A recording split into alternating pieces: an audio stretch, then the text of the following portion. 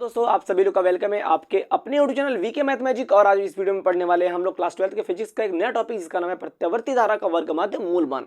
Okay, तो देर ना करते इस टॉपिक स्टार्ट करते, पहले इसका डेफिनेशन देखते ध्यान से। देखो क्या कह रहा है, प्रत्यावर्ती धारा के एक वर्ग पूर्ण चक्र के लिए धारा के वर्ग के औसत मान के वर्गमूल को धारा का वर्ग माध्य मूलमान कहते हैं। इसे IRMS से प्रदर्शित करते हैं। तो समझिए ध्यान से मैं क्या बोलना चाहता हूं कि मान लो कि धारा बह रही है ऐसे, धारा ये चला आधा चक्र हुआ, ये चला पूरा चक्र। तो यानी कि इस पूरे चक्र में जो धारा का जो मान होगा उसके वर्ग, पूरे चक्र के लिए धारा के वर्ग के वर्गमूल के औसत मान के वर्गमूल को हम क्या बोल देंगे, धारा का वर्ग माध्य मूलमान, जिसको बोलते हैं IRMS। ओके, तो हमने लिखा कि इसे IRMS से प्रदर्शित करते हैं। इसका फॉर्मूला के निकल के आ जाएगा, यहां से इसका फॉर्मूला निकल के आएगा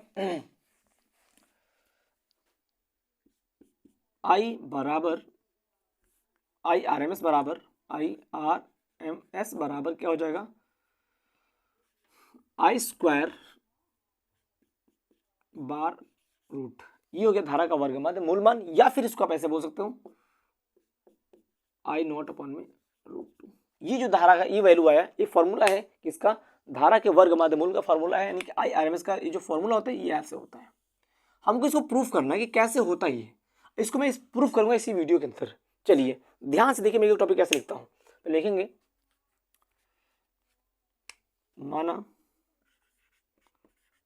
माना किसी क्षण t समय में धारा का तात्क्षणिक मान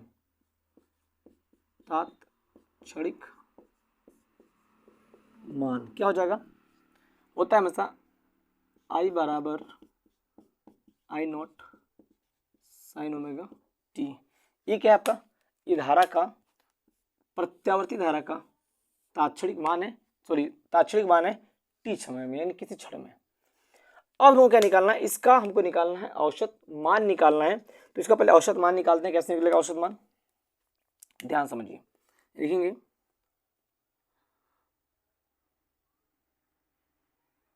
एक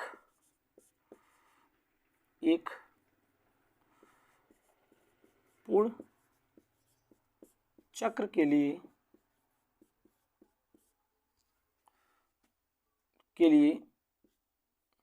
धारा के वर्ग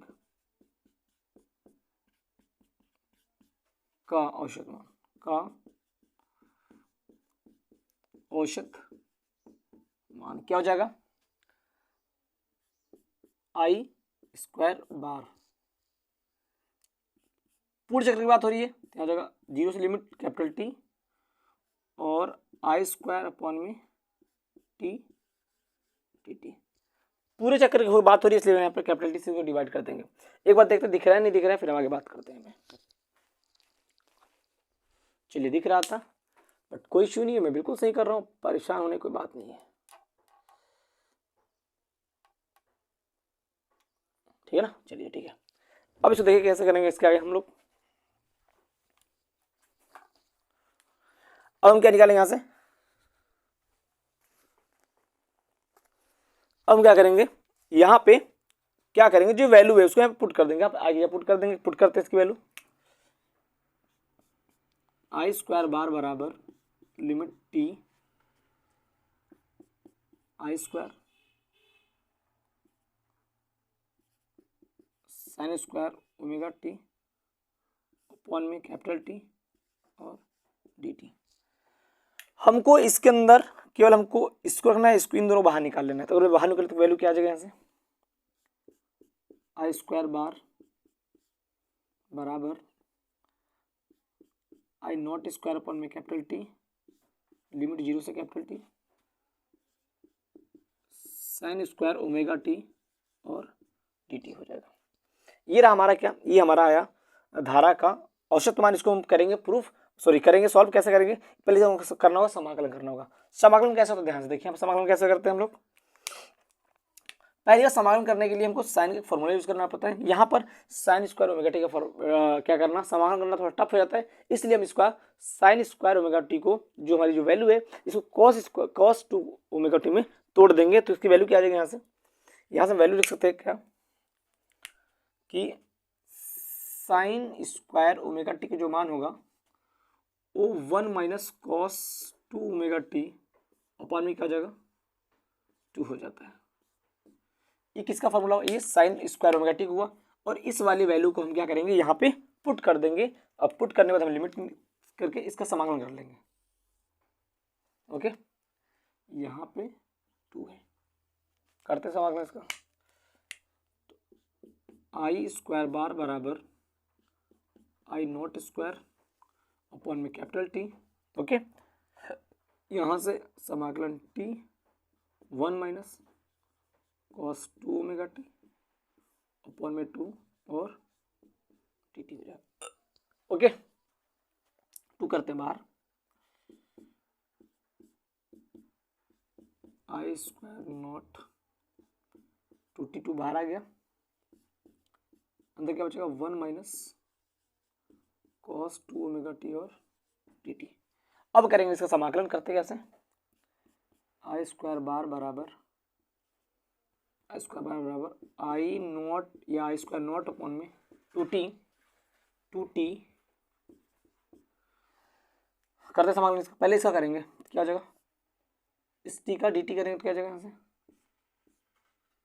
क्या जाएगा यहाँ से 1 का हो जाएगा स्मॉल t, इसका हो जाएगा साइन 2 ओमेगा टी अपॉन में 2 ओमेगा।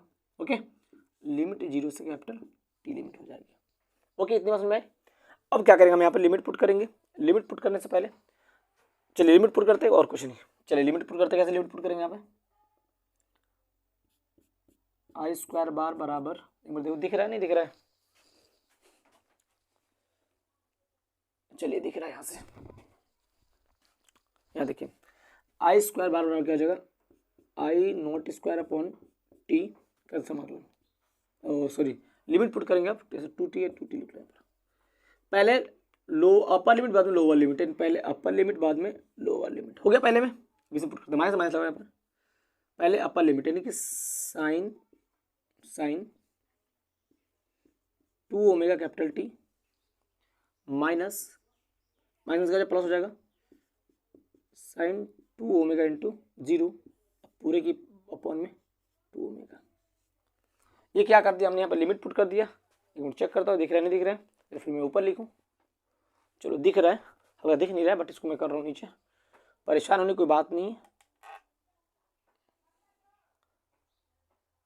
परेशान होने की कोई बात नहीं है, ठीक है ना। चलिए देखते हैं अब क्या होगा। यहाँ पे आपको दिख रहा होगा हमने यहाँ पे लिमिट पुट कर दिया। लिमिट पुट करने तो क्या होगा, यहाँ पर टी में 0 बचेगा टी। बस मैं चाहता हूँ कि आपका एग्जाम में बहुत अच्छा नंबर आए, मेरे ही प्रयास है। आई स्क्वायर बार बराबर I not square on 2t, t बचेगा यहाँ से माइनस, ये देखिए इसका मान 0 हो जाता है, यानी कि जो साइन 2 और ओमेगा का मान क्या होता है 2 pi upon T into T और माइनस क्या हो जाएगा 0 2 ओमेगा। ओके, यहाँ ध्यान से देखिए, बार बराबर आई नॉट स्क्वायर अपॉन में 2t 2 में माइनस टी खत्म साइन 4 पाई अपॉन में 2 ओमेगा, और साइन 4 पाई में 0 हो जाता है, साइन बार बराबर क्या हो जाएगा स्क्वायर नॉट अपॉन में 2t टी माइनस 0 अपॉन में 2 ओमेगा। आई स्क्वायर बार बराबर आई नॉट स्क्वायर अपॉन में 2t टी माइनस 0, यहाँ क्या बचेगा आपका आई स्क्वायर बार बराबर आई नॉट स्क्वायर अपॉन में 2t इंटू में क्या बचेगा यहाँ से टी खत्म, क्या बचा आपका आई स्क्वायर बार बराबर I square I not square अपन में 2। ये क्या बच गया आपका, ये आ गई आपकी औसत मान।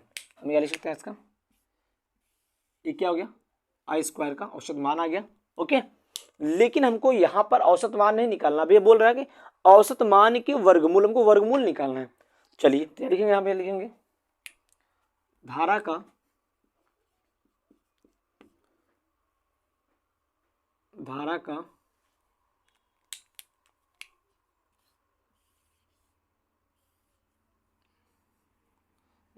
वर्ग माध्य मूलमान, धारा का वर्ग माध्य मूल मान। तो IRMS बराबर अंडर रूट, ये बताते वाला वैल्यू है कि नहीं। अब इसमें हम क्या करेंगे, इसकी वैल्यू पुट कर देंगे। तो IRMS बराबर क्या हो जाएगा, अंडर रूट में आई स्क्वायर नॉट अपन में 2, और यहाँ से IRMS बराबर क्या हो जाएगा, आई नॉट अपन में अंडर रूट 2 हो जाएगा। आई बात समझ की नहीं, ये आपकी वैल्यू जो फार्मूला मारा था ये आ गया। अगर मैं यहाँ पे रूट 2 की वैल्यू रखता हूँ और रूट 2 की वैल्यू को डिवाइड करूँ, तो जो रूट टू रख के जो डिवाइड करूँगा वैल्यू आएगा वो कितना आ जाएगा हमारा, वो जो आपकी वैल्यू आएगी वो क्या आएगी आपके यहाँ से, याद क्या कर दे रहा हूँ, क्या है आपका IRMS बराबर 0.707 और आई नॉट।